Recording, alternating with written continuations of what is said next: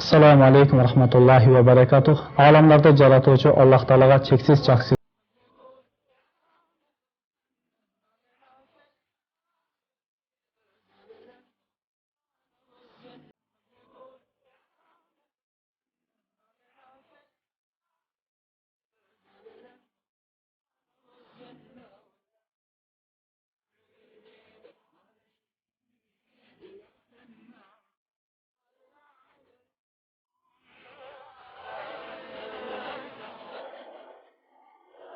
ibadattар тууралуу сүйлөшөбүз деп. Албетте бүгүнкү күнү биз эң биринчи ушу ибадаттын эң алдыңкысы болгон, түп чокусу болгон илим деген ибадат тууралуу сөз кылмакчыбыз. Ошо илимдин ордун Аллах субхана таала кандай берген жана пайгамбар саллаллаху алейхи вассалам кандай көргүзүп кеткен. Илимдүүлөр жөнүндө айткан хадистерде албетте өтө көп. Албетте илимдер жөнүндө биз айта турган болсок, кыскача гана үстүртөн айтууга мажбур болобуз. Анткени илим жөнүндө эле маселени коскоп айта турган болсок, албетте ал чексиз түгөнбөгөн нерсе. Илим бизге албетте төрөлүп жана гыр-гыр этип тамагыбыз, ажалыбыз көрүнүп, ажалыбыздын рухубуздун гыр-гыр этип тамагыбызга келгенге чейин биз илим алганга мажбурбуз. Ошондо илим алууга биз Аллах Тааланын аркасынан бизге милдет кылып берилген.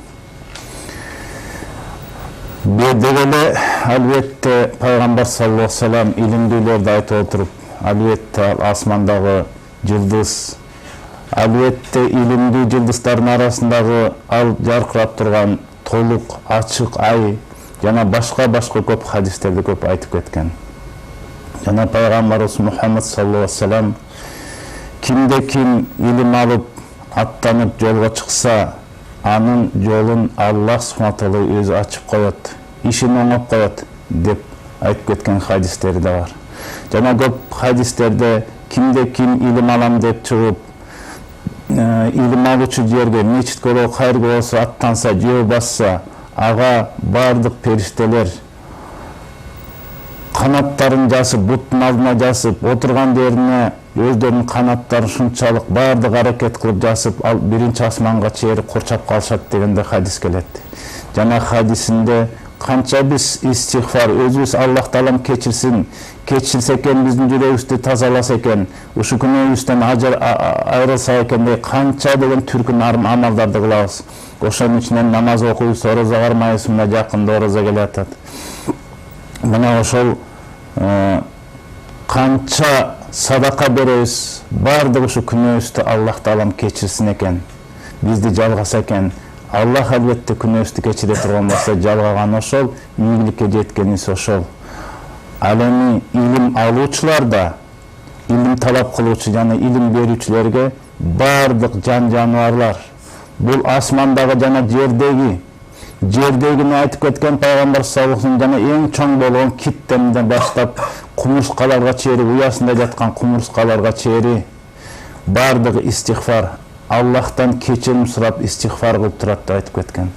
Мына карап көрөлүчү, башка бир амалдарга да мындай айтылган эмес. Илим талап кылып жана илимди таратып аткан адамдарга мына ушундай хадис келет. Бул деген кандай кеп? Биз дуа кылабыз, албетте биз күнөөкөрбүз. Дуабыз кабыл болуп атабы болбоду, бул маселе албетте орчунду ойлондурат. Аны Аллах гана өзү билет.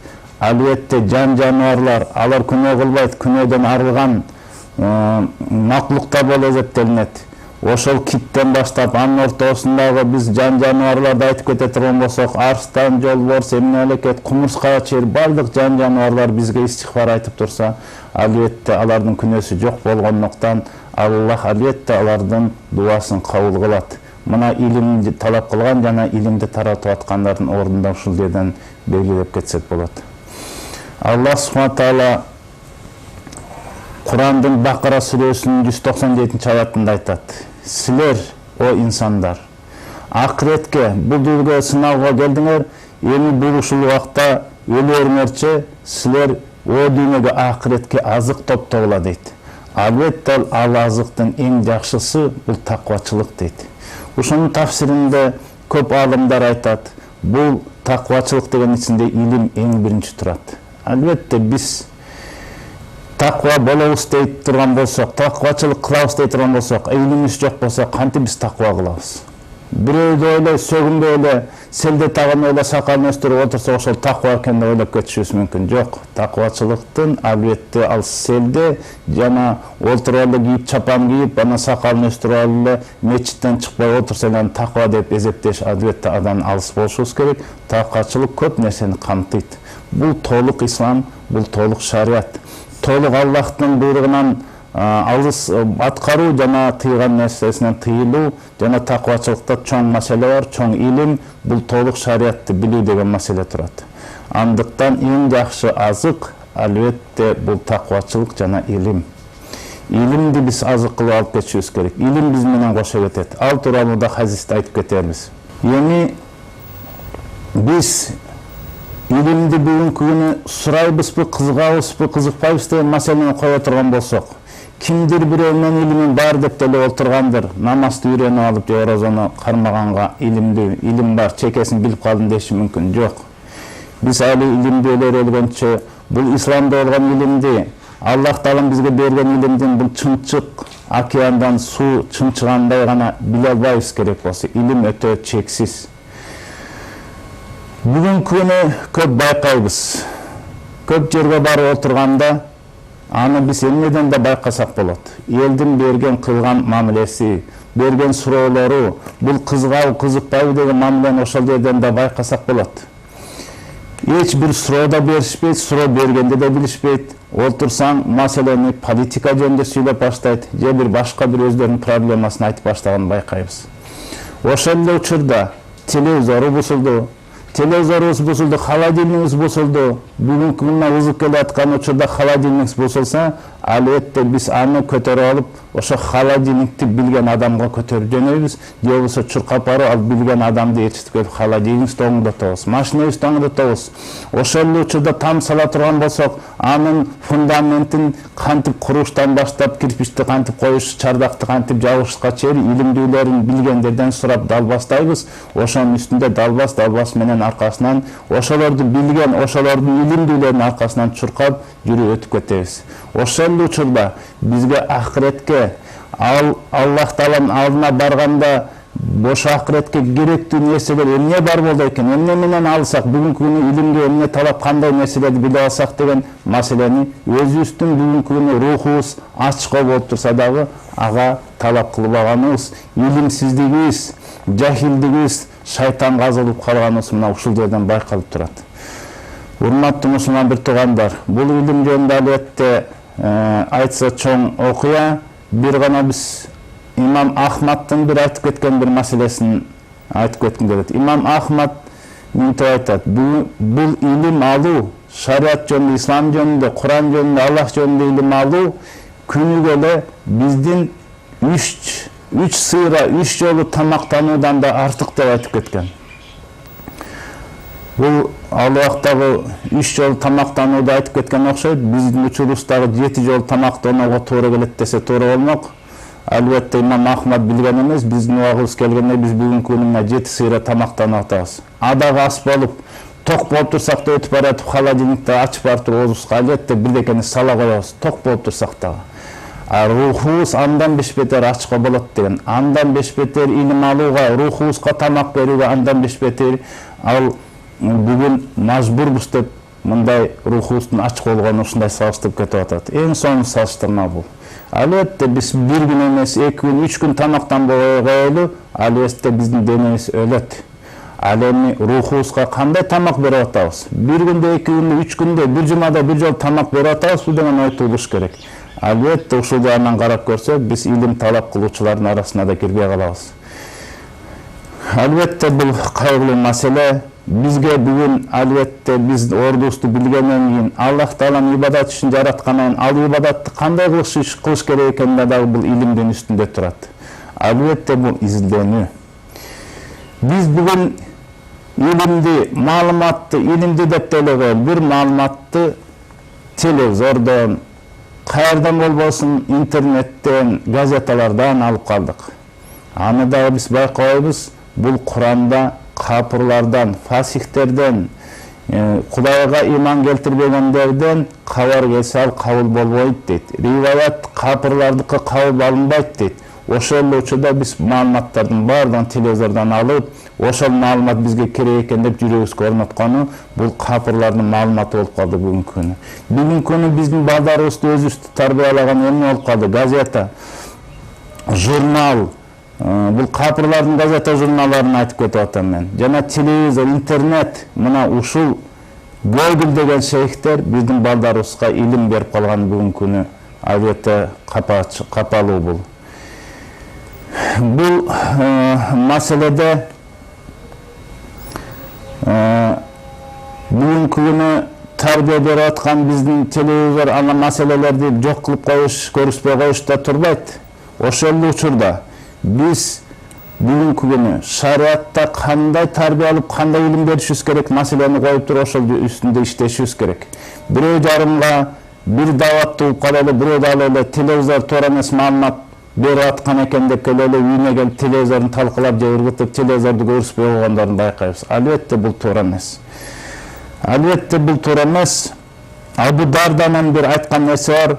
Мага түнү менен ибадат кылып, түнү менен тахажжуд окугандан көрө бир шариатка тиешелүү бир маселени изилдеп жүрүп тактап алганым андан артык деп айтканын билебиз. Мына ушул жерде бир орчундук маселе болсо, бүгүнкү күнү бизге туудуруп аткан кулакты дарата алганда суу болуш керекпи, болбош керекпи, тийиш керекпи, тийиш керекпи, жана такбир айтканда кулакка тийсе, тийиспей деген маселенин үстүндө эле жүрүп атабыз дагы, ошонун үстүнөн эле көп маселени айтып кетсек болот. Ошонун ичинен талаш тартыш боло эле илимсиздиктен бул кулак суу болуш керек, болбош керек, же кулакка такбирде колду тийиш керек, тийиспеш керек деп бөлүнүп жарып аткан кезибиз.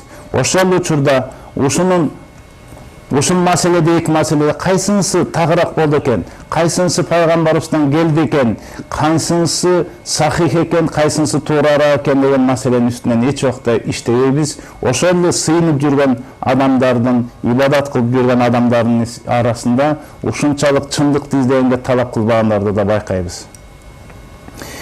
Эми Аллах субхана таала илимдин ордун Бул Ал-Имран сүрөсүнүн бир аяттыгын айтып кетели. Албетте илимдин ордун өтө көп жерден аяттардан дагы да айтып кетебиз, айтабыз. Эң орчундуусу Ал-Имрандын 18 сүрөсүндө Аллах субхана таала мынтип атат: өзүнө башка кудай жок экенине ла илаха иллаллах деген күбөнү, адилеттүүлүктү орнотуучу Аллах эң биринчи, өзү периштелер жана илим ээлери күбөлүк кылды дейт. Бул күбөлүк шахада дуасы. Ашшаду ла илаха иллаллах, ашшаду анна Мухаммадан абдуху расулуллах деген эң жакшы күбөлүк. Бул исламга болгон эң өлөрдө ушул дуа менен, ушул келме менен өлгөн ийгиликке жетүүчүлөрдүн арасында эң алдына койгон Аллах өзү күбөлүк экен буга. Периштелер күбөлүк экен. Мына ушу периште менен Аллах өзүнүн ордунун арасына кошкон илим ээлери мына ушу күбөлүктү ошолор берет деп, илим ээлерин ошо илим ээлери гана ушу шахадасын түшүнөт жана ошолор гана ушул шахаданын сыйына жетет деген маанини коюп кетип атат Аллах субхана таала. Жана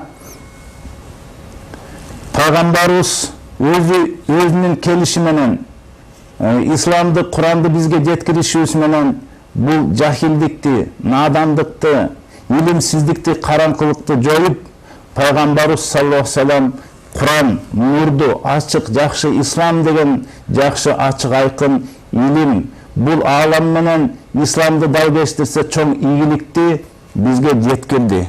Бул илим пайгамбарлардын бизге койгон мурасы, пайгамбарлардын бизге өткөрүп берген мурасы болуп эсептелинет.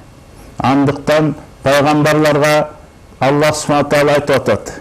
Бул Тоха сүрөсүнүн 114 аятында: эй пайгамбарлар, о Аллахым, биздин илимибизди көбөйткүн деп сурагыла деп дуанын бир чоң, жакшы чоң дуанын, орчундуу дуанын ордун билгисип, илимди талап кылып, башка нерселерди көрүшпөй, дүйнөнү же бир рахатты сураганды айттырбай, илимди сурооду бизге талап кылып, пайгамбар саллаллаху алейхи вассалам бизге дагы көргүзүп кетип атат. Илимди Аллах субхана таала бизге көйүтүп бер деп дуа кылыштын, көп дуа кылыштын маселесин бизге көргүзүп Тоха сүрөсүнүн 114 аятында айтып кетти.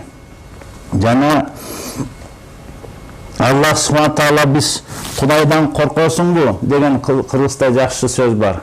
Кудайдан коркосуңбу? Кудайдан корк. Кудайдан коркпогур экен деген сөздөрдү көп айтабыз.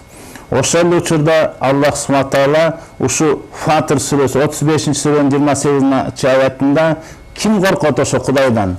Албетте Кудайдан илимдүүлөр гана коркот деп, илимдүүлөрдү гана Кудайдан коркуучулардын, таква кылуучулардын ордун белгилеп, бул аятта да белгилеп кетти. Жана Ибн Масуд бул сахабалардын эң пайгамбар саллаллаху алейхи вассалам жанында жүргөн сахабалардын эң илимдүүсү болуп эсептенет. Абдулла ибн Масуд: эгерде Аллахтан чыныгы корком десең, илим аласың, надандыкта, жахилдикте жүрө берем десең, ал илим албай эле койгонуң сага жетишиктүү деп айтып кеткен. Мына устаз, ушул жерден бир суроо пайда болуп жатат. Бүгүнкү күндө Аллахтан болгон коркуу илимдүүлүк менен келет дедиңиз. Ал эми илим алыш бул эң негизги маселелерден. Бүгүнкү күндө биз сиз айткандай майда чүйдө бир маселелер менен бөлүнүп жаткан элдерди дагы көрөбүз да. Мына ошол эле балким устаздардан да көрүп калышыбыз мүмкүн, эл арасында кенен эле. Биз бүгүнкү күндө ушул так илимди кимдерден алышыбыз керек? Обдан орчундуу суроо. Жакшы суроо. Бүгүнкү күнү маселеде илимди талап кылууда албетте мен бул тууралуу айтып кетем, бияктан берилип аткан суроолор окшойт.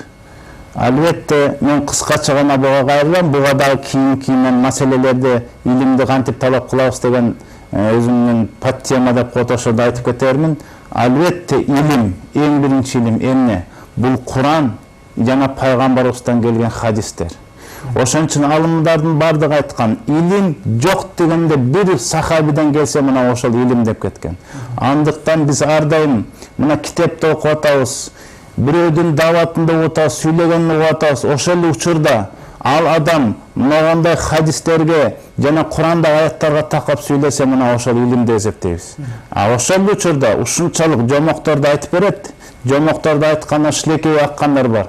Кече эле бирөө туруп алып Таиландда ушундай Таиланддын медицинасы ушундай күчтүү экен, алардын дининде ушундай күчтүү экен, 200 жылга чейин жашайт экен деп бир маалыматты алып келип туруп мага айтып